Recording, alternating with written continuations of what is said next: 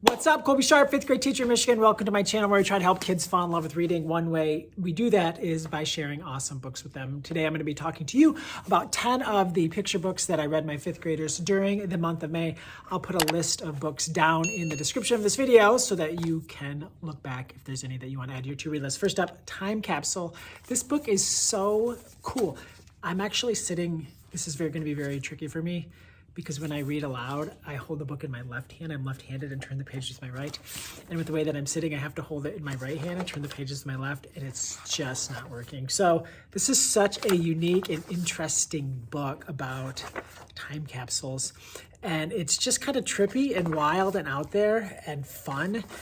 We read it and we had a great talk about time capsules and about what they mean, what they represent, and why they're important. Our school, at the very beginning of the month, our community voted to go from 3 elementaries to 1, and my kids are feeling pretty sad. The thought that the school that they went to as young kids is going to be gone in 3 years. So we talked about a time capsule and what would you put in a Parma time capsule. So it was really fun to just hear the different things that matter to them from the place that we spend so much time together at. So it was a really fun book. You should get it, read it. Next up, Deborah Friedman's Tiny Dino. Deborah Friedman is one of my favorite authors and illustrators. If you've watched these videos before, you've seen her books throughout the year. The story of Fish and Snail was one of the first 10 books I read my 5th graders, and Tiny Dino is ended up being one of the last 15 or 20 that I read them. It's just so beautiful, and I'll try to, I love that it starts like before the title page.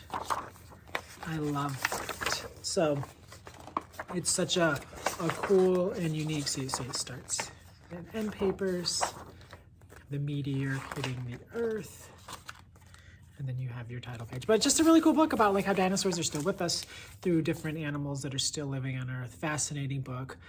Kids loved it. My own kids at home really loved it as well. So you could never have enough dinosaur books. The World's Longest Licorice Rope. This is a fun one because you got this kid, he saves up all his money. He ends up buying this licorice rope for 5 cents. And then this girl who sold it to him, she's an entrepreneur wizard because she just keeps following him around and keeps selling him other things for 5 cents. He thought he got this great deal, but he had to buy a carrot suit here, one of the funniest pages, because, you know, lions are carnivores. They would need a carrot. So funny book, super fun. Kids loved it. I loved it as well. To make an awesome book about the process of creativity and making things. I mean, check out those end papers. Isn't that beautiful? It's really a gorgeous book. To make a cake, gather, make, wait, and then it kind of follows that process with the book. It's really cool, really fun.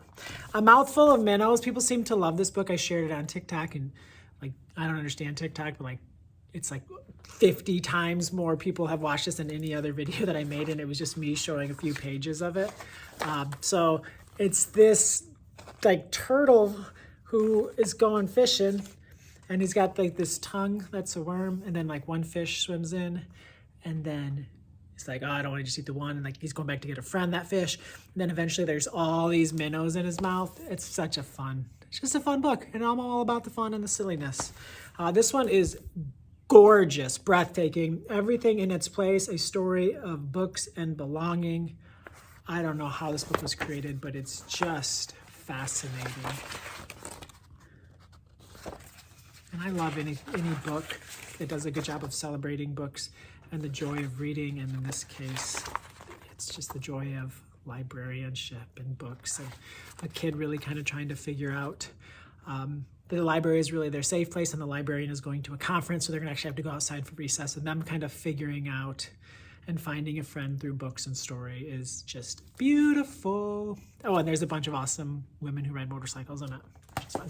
After the Fall, I can't believe I waited almost the entire year to read this. Definitely a top 10 of all time picture book for me. The true story of Humpty Dumpty, one of the greatest books ever to share with kids. The ending, when they get it, when it all comes together, there's nothing like it. I would say of all of the picture books I've read, this is the one where you read it for the first time, you have to read it again immediately because you want to look back and read it again, knowing how it ends. And then you see all these clues and all these other things. Oh, it's so good. Dancing on Ted, After the Fall.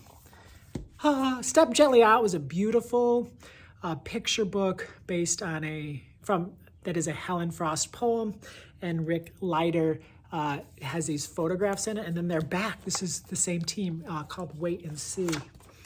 It's about like a praying mantis. But like you see the palm and you see like these just amazing nature shots.